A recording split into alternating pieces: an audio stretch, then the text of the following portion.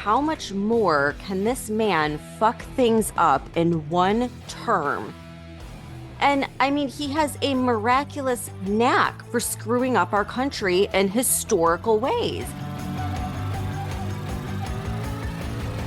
I'm Stephanie Keith. And I am Tara Manjekovic. And we are unapologetically outspoken.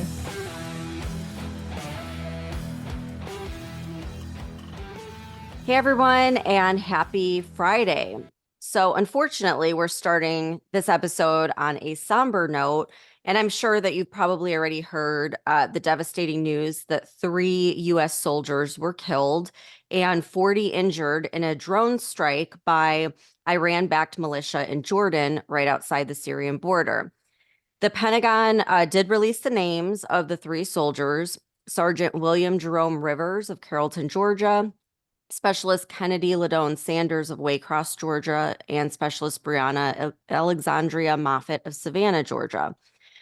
So a few weeks ago, when Biden was asked about Iran, he mumbled, quote, "I've already delivered the message to Iran. They know not to do anything," end quote.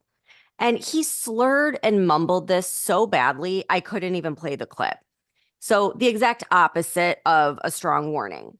And I'm sure you've heard the ridiculous and laughable threats from both Biden and Kamala to our adversaries that they made during an interview on 60 Minutes. And in case you missed that one, I have a clip that I'll play for you now. I wonder, what is your message to Hezbollah and its backer, Iran? Don't. And what's the message to Iran? Don't. As President Biden said, just don't. Exactly. One word. Pretty straightforward. Vladimir Putin is becoming embarrassed and pushed into a corner. And I wonder, Mr. President, what you would say to him if he is considering using chemical or tactical nuclear weapons. Don't. That's it.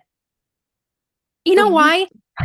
You know why? Because they can't get him to string together a coherent stream of thought. So they kept it simple with a fucking one-word response. Yeah, his staff's like, if you're asked about it, just say don't. Don't go any further. Just don't. Like, so ridiculous. The weakest threat a president has ever made.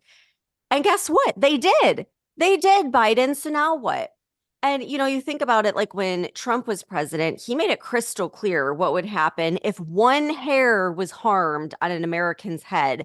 And then, you know, he would go and he would speak to the press daily. And now you have Biden just saying don't, you know, issuing these super vague, weak warnings, never speaking to the press except when there's a helicopter in the background. Like this other clip that I'm about to play, where reporters asked him about Iran being responsible for the deaths of these soldiers. So listen to this.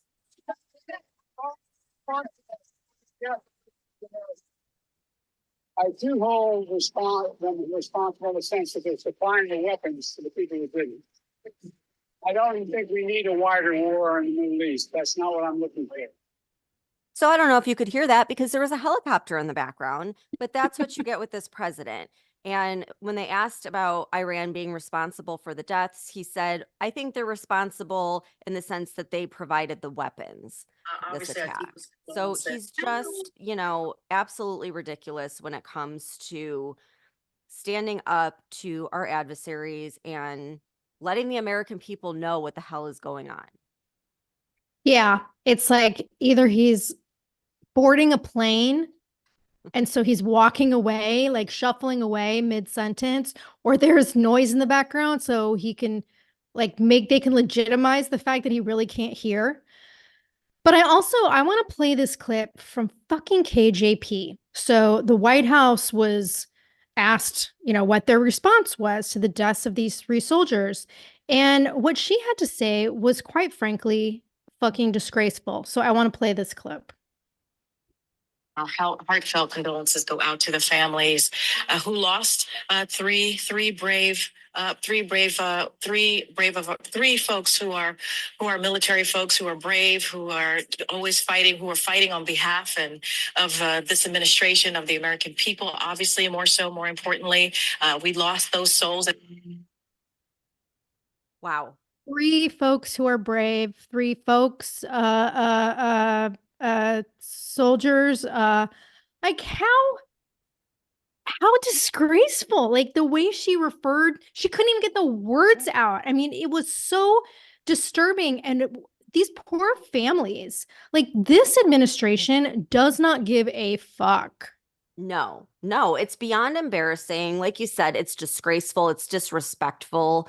And how this woman has a job still is a mystery to me. Like, move on already. You freaking suck at your job. But that's awful how she responded. She should have had a long response, like prepped and ready to go. So absolutely ridiculous. And mind you, too, that response was like, I think a day or two later. It wasn't even when it happened. Probably because Biden was like asleep in a basement somewhere or on vacation. So they had nothing to say. Yeah. Yeah, exactly. So, what is Biden's plan, by the way?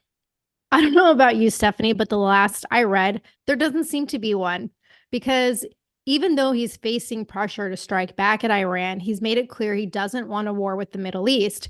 And so far, he's given no response except just saying he's deciding on how to respond.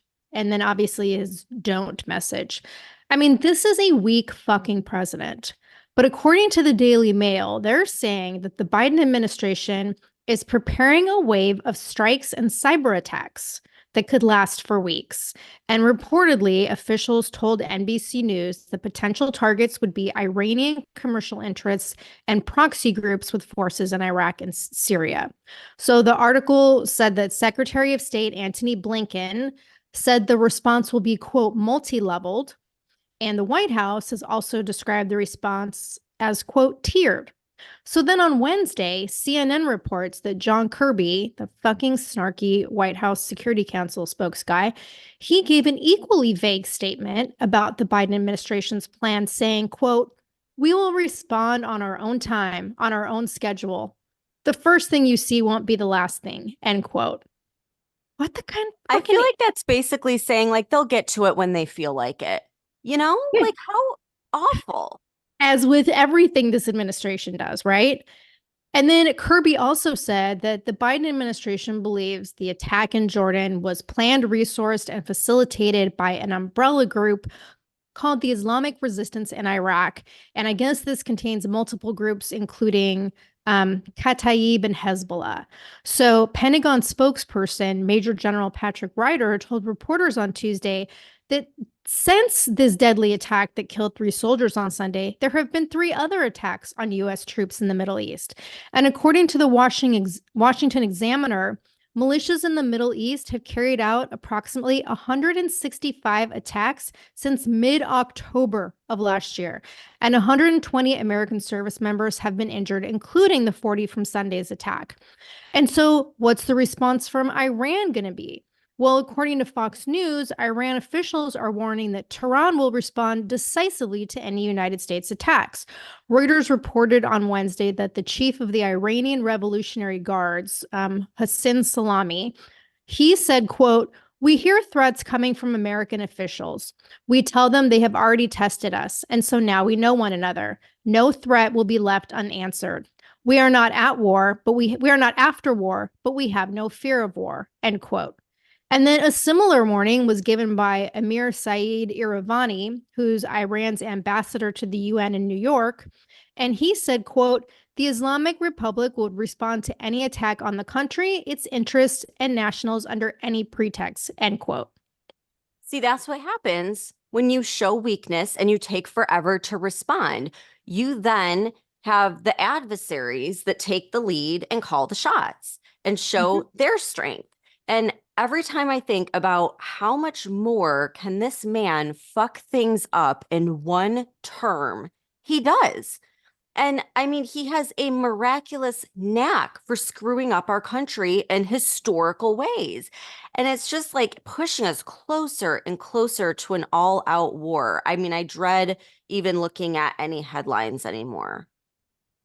Yeah, and on top of that, the Biden administration is funding Hamas. And I want to share this news article from Fox News. I think it was on Tuesday, they reported that the State Department, since October of 2023, the Biden administration has sent $121 million in taxpayer funds to an organization called UNRWA. It's the UN agency that's under scrutiny for its ties to Hamas.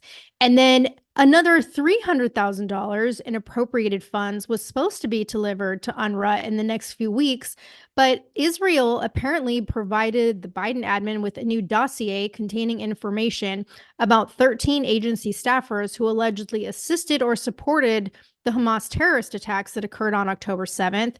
So as a result of that, the White House announced last week that they're temporarily pausing remaining funding, but they're still defending UNRWA as being critical to providing humanitarian aid in Gaza. And a State Department spokesperson said the funding's likely going to resume by the summertime. Yeah, and I remember Trump stopped that funding when he was president. Yes. I mean, it's just crazy. It's like we take care of every other country that hates us, by the way, and we leave nothing for the hardworking American taxpayers. Like, it's the Democrat way. This is what happens.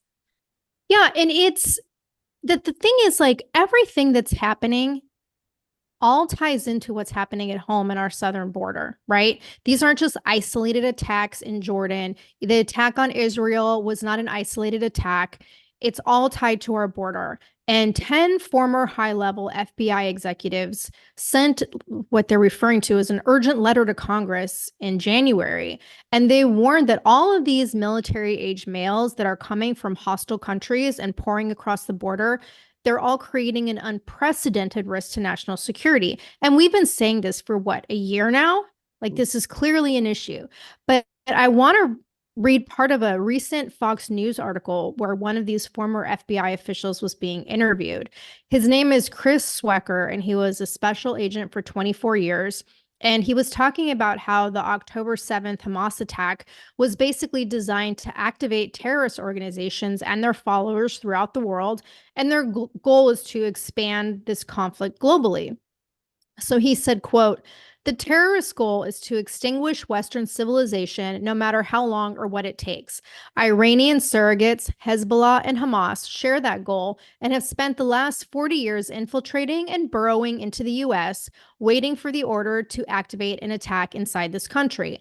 To complicate this problem, it appears the Biden administration's efforts to focus on right-wing domestic extremists as the most significant terrorist threat has diverted our intelligence agencies from international terrorist gangs such as Al-Qaeda and ISIS, who have demonstrated their enduring commitment to destroy us.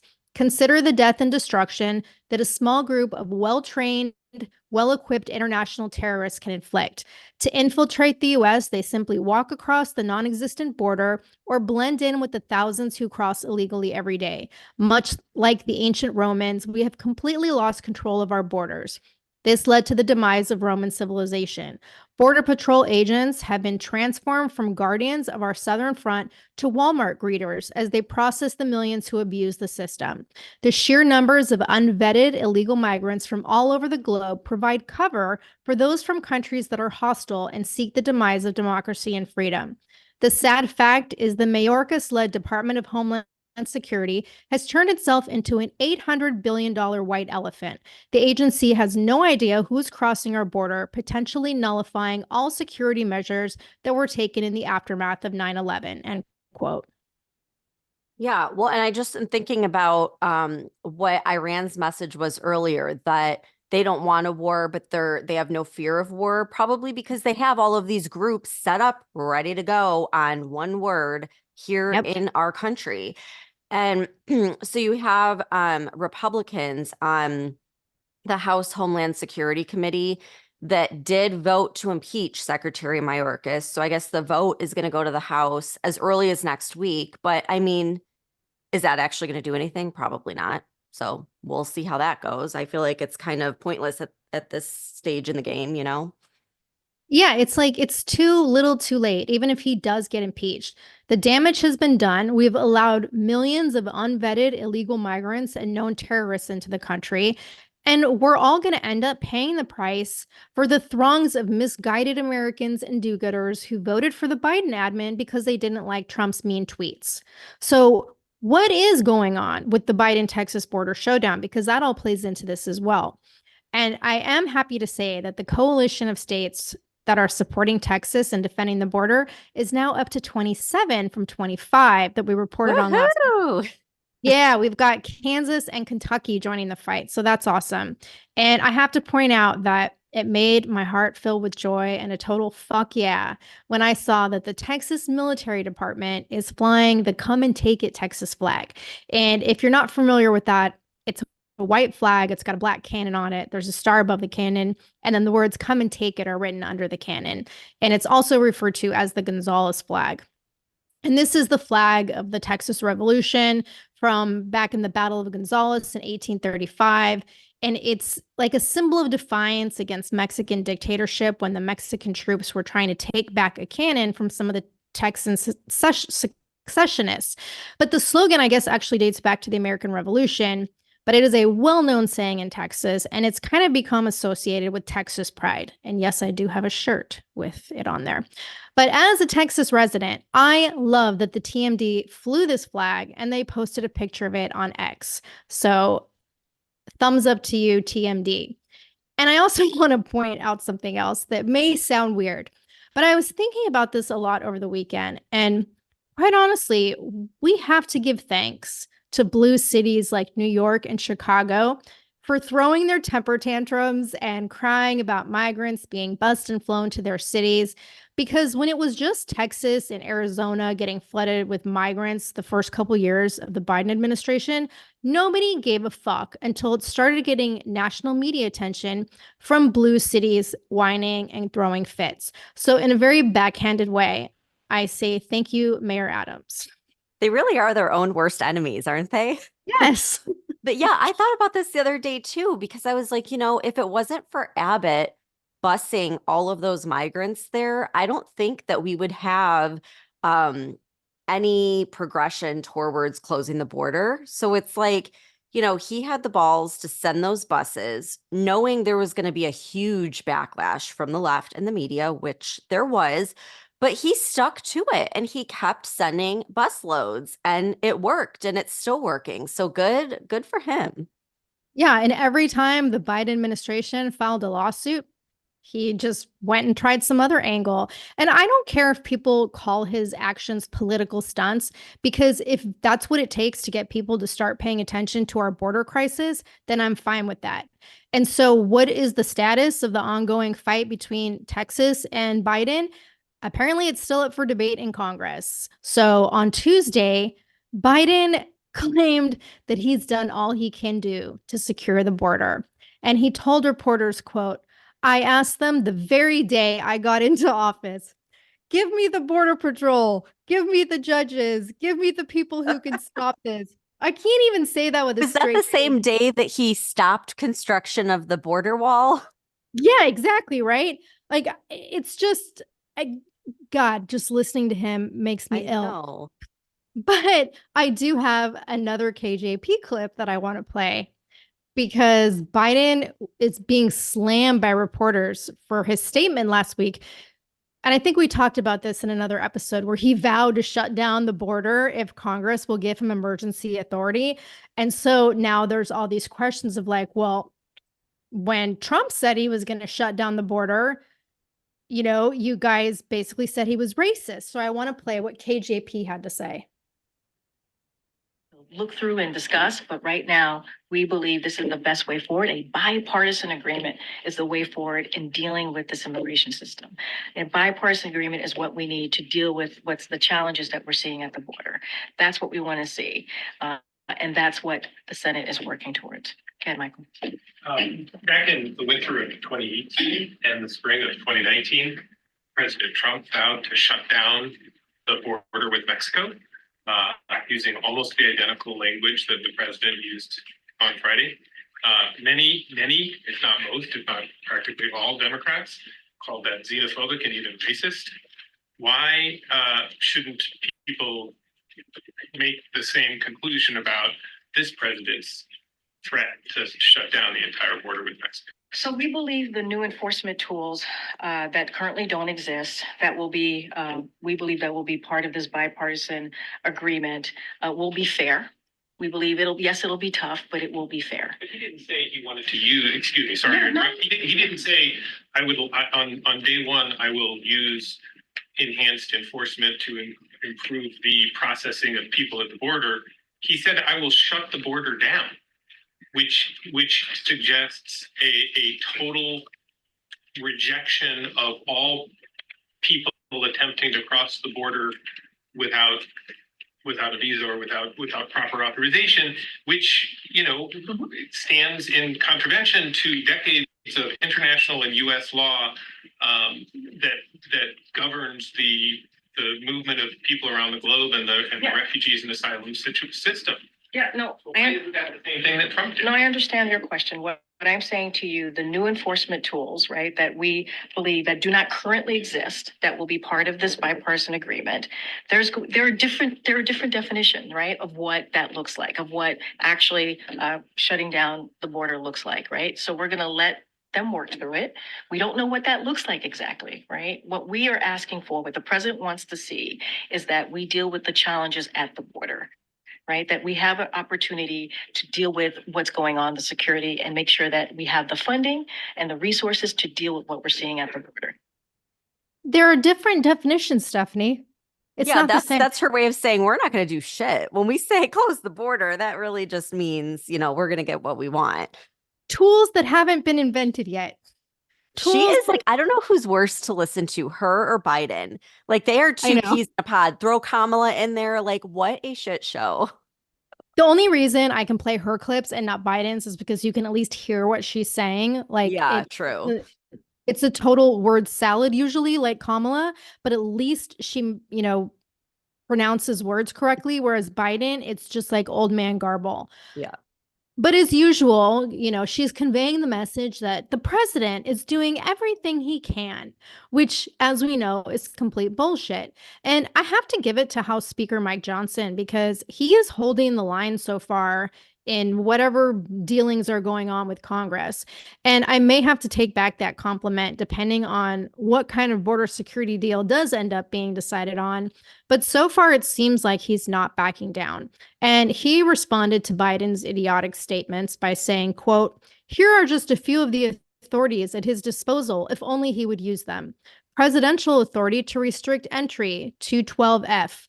Expedited removal, 235B1. Discretionary detention authority, 236A. Mandatory detention, 236C. No more excuses," end quote. It's like you said on Monday, Stephanie, we don't need new laws. We just need to enforce the laws that are existing. And I don't know why it totally hit me after the fact when you made that comment.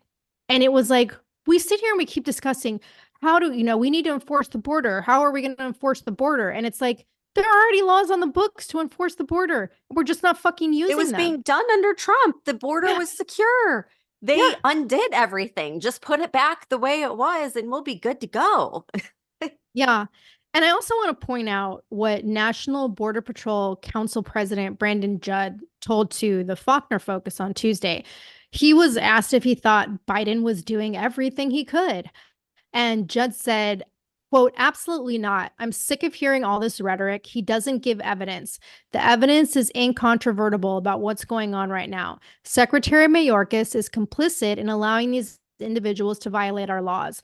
Congress would be derelict if they did not hold him accountable. When you look at the total number of people that cross our borders illegally and have been released into the United States, the story that doesn't get told enough is what happens to these people that get released into the US. They are never leaving. ICE doesn't go after them. ICE doesn't report them," end quote. So you have the president of the National Border Patrol Council that Biden is saying, he's trying to, the Border Patrol can't do their job because Texas isn't letting them. And here's a very clear statement that Biden isn't doing a fucking thing to help the border. Yeah. And isn't it funny how for the past 3 years they've said, oh, we have a closed border. And they refused to say there was a crisis or anything. Now, at least they're admitting that there's a crisis, but even the Democrats, even the mainstream most left media is starting to turn on him.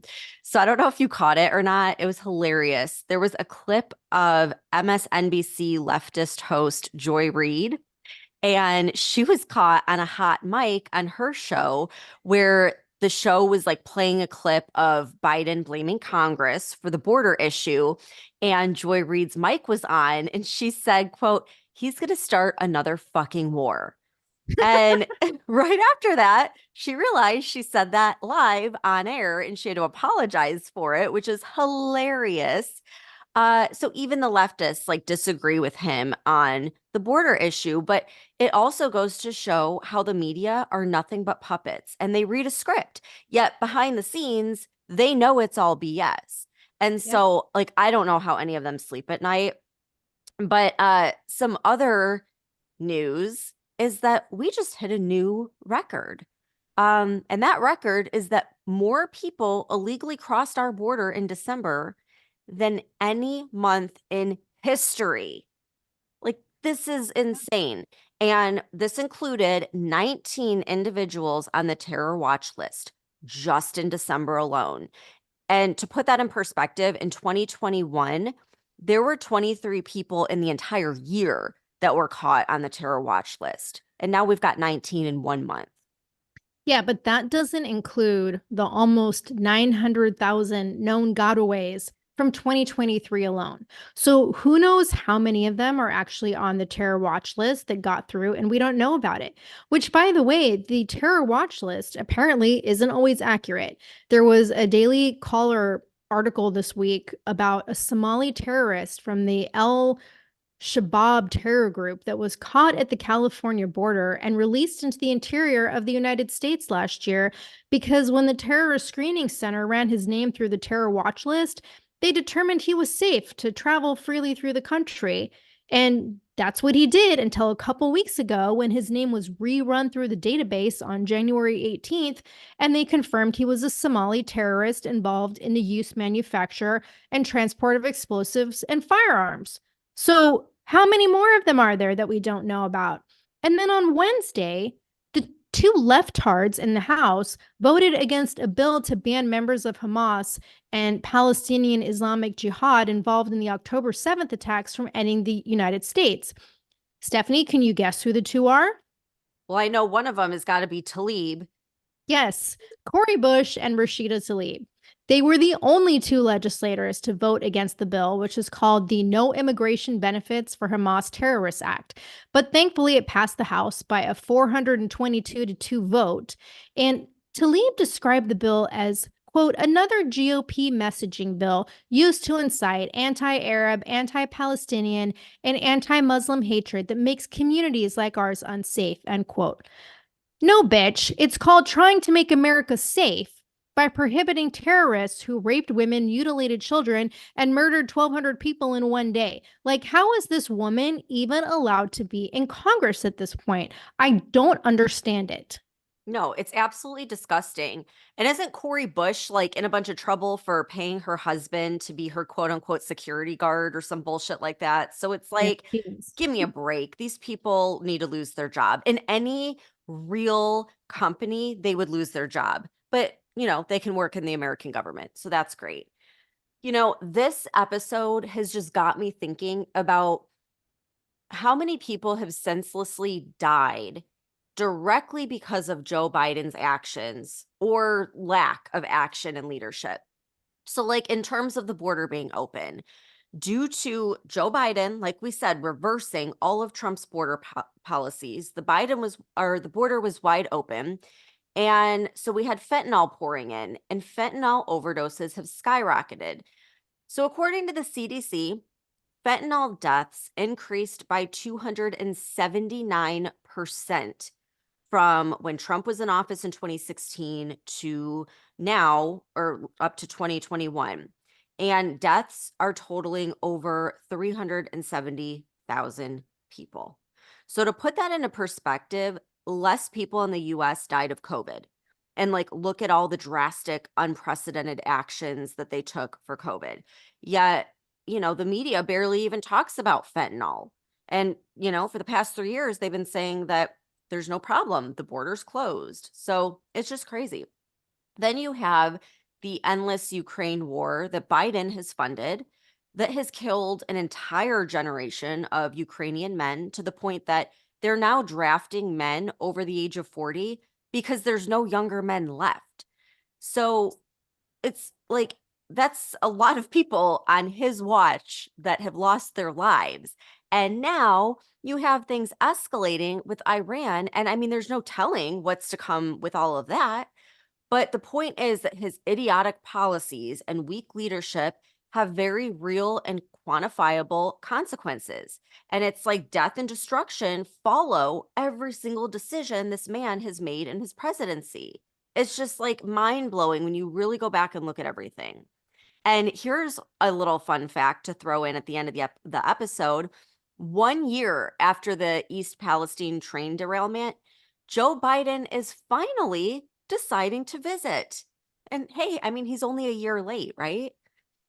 Yeah, did you hear the ridiculous commentary from the administrator of the EPA when they were all celebrating Biden's amazing efforts with East Palestine? Because it made me want to vomit. So I'm going to tell you what he said. He said, quote, "For many, it's been a year of fear, a year of uncertainty, and a year of change. We recognize times have been very challenging. That's why I'm so thankful for the leadership of President Biden, who mobilized this whole of government response to support the people of East Palestine, Ohio, and supported the United States Environmental Protection Agency as we worked hard to hold Norfolk Southern accountable, clean up this mess, and restore this tight-knit community." End quote. Once again, I'm struggling to get through a quote without laughing about the ridiculousness of it, as if the Biden administration has any idea what the word accountability even means. And if I lived in East Palestine, I would fucking boycott his visit, which, by the way, there's no date set. It's just going to happen sometime this month, apparently. Sometime this month. But is it really? Because KJP had said he was going to visit East Palestine shortly after the train derailment, and that never happened. And then 7 months later, in September of last year, Biden was asked why he still hadn't gone to East Palestine, and his response was that he, quote, "hadn't been able to break," end quote. Because I guess that's what happens when you spend the majority of your term in office lounging on the beach on vacation or getting doped up on adrenaline just long enough to make an appearance on stage where you ramble incoherently about nonsense and then can't figure out how to shuffle back behind the curtain without a handler guiding you where to go. He is quite literally the worst fucking president ever. The worst, like the absolute worst. And it's really important that everyone starts to say that and get vocal about this because, for everyone's liberal friends, they need to understand the price that's paid for having a weak president. And if enough people start speaking up and saying what's really on their mind, it could actually make a difference. And with this presidential election coming up, I think that our national security needs to be the number one priority on the top of everyone's minds. And that's the message that needs to be spread. Don't let the social issues that the left wants to discuss distract you from the real threats that we're facing that are far more important right now. So it's time to be outspoken. And, you could always share these episodes or TikTok posts to friends to start the conversation or just get the word out because we can't be quiet anymore about this. There's too much at stake. Look at how much this man has destroyed our country in one term. We cannot, sit by and let him get in another term and just stay silent about it. We have to speak up. So I hope that everyone listening does that. And thanks everyone for tuning in. Have a great weekend and we'll see you back here on Monday. If you're sick of all the crazy shit going on in our country and you want to express your support and patriotism for the show, head on over to our Etsy store at UO Patriot Chicks and check out our new stickers. The link can also be found on our website. If you love the show and you want exclusive episodes, support the podcast and join the conversation by becoming a member of our Patreon community. We'll be posting weekly member-only podcast episodes and content that isn't available on the weekly podcast. every Patreon member will also get a free Unapologetically Outspoken sticker and updates about our new sticker release before they're made public. And be sure to follow us on TikTok at Unapologetically Outspoken. And if you haven't done so already, please rate and review the podcast. The more you support us, the more people we can reach. So help us spread the word.